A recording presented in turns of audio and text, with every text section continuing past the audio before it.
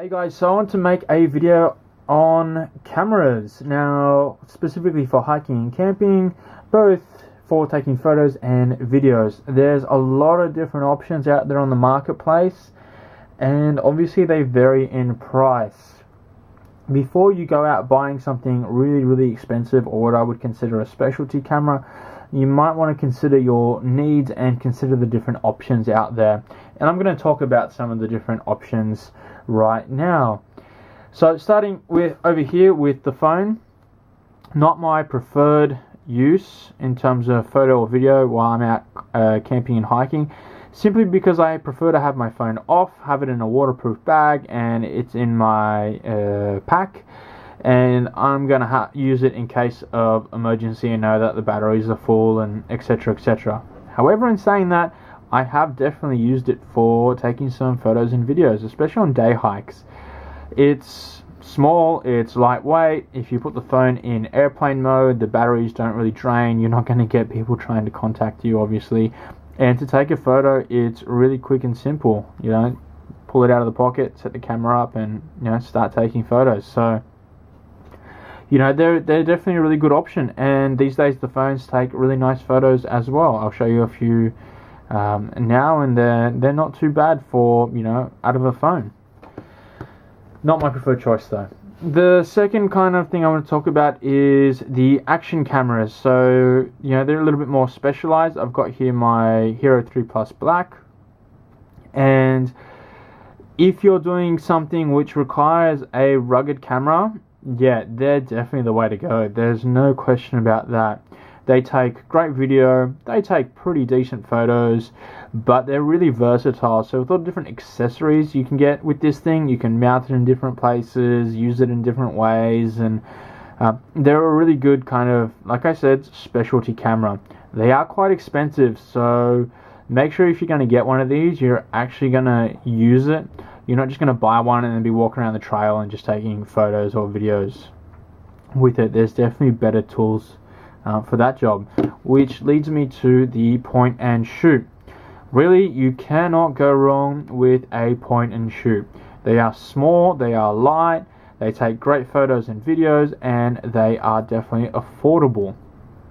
For most of my photos, walking along the trails, there's something interesting out of the pocket, the point and shoot definitely does the job. It does it fast, it does it really easily, minimal fuss.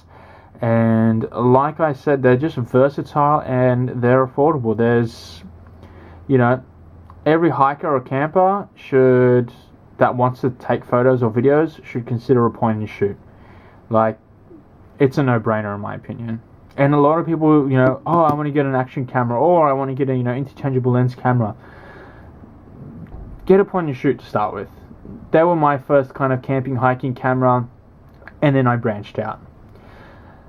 In saying that, if you are interested in taking low light photography or really nice landscapes, then yeah, you're going to want to get an interchangeable lens camera with all the different kind of features and options that obviously come with that.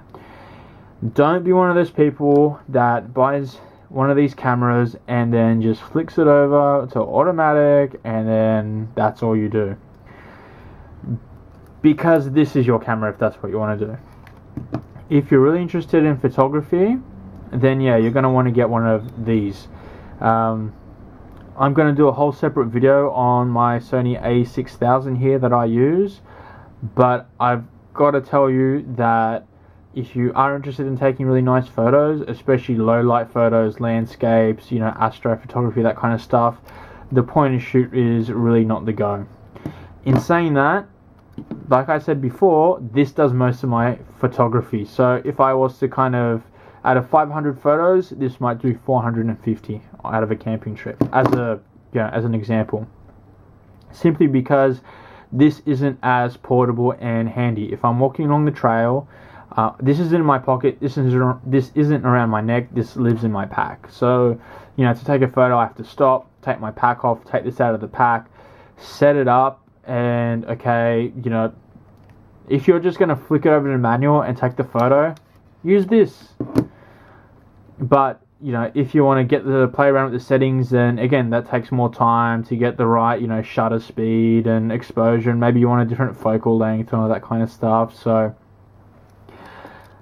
you know, time passes before you get all that stuff, and maybe the shot has disappeared. It's gone. It depends what hiking and camping you do. I hike and camp to cover a fair bit of ground. Some people a little bit slower, and they might walk with the camera in hand and take the photos. Fair enough, that's not a problem. But I definitely see this in this category, so the more specialized type category. A lot more expensive, and really the sky's the limit with these things. And like I said, I'll do a separate video on the Sony a6000 and why, in my opinion, for a hiker and a camper, this is really the best kind of interchangeable lens camera to use. In saying that, I'll try and keep this video short, or I want to keep this video short, so I'll leave it there. They're kind of your 4 options. If you want to use your phone, cool option, probably not the best. It'll still take good photos. Action cameras, cool if you're doing action type stuff. Otherwise, leave it at home. The interchangeable lens cameras, a lot of money, and if you're just going to shoot in automatic, go with these. Best all around, does the job really well, and it's really easy to take a lot of photos. Exactly what you want on a camping trip. Guys, thanks for watching. Hoped it helped. If you have any questions, feel free to ask. That's it for now.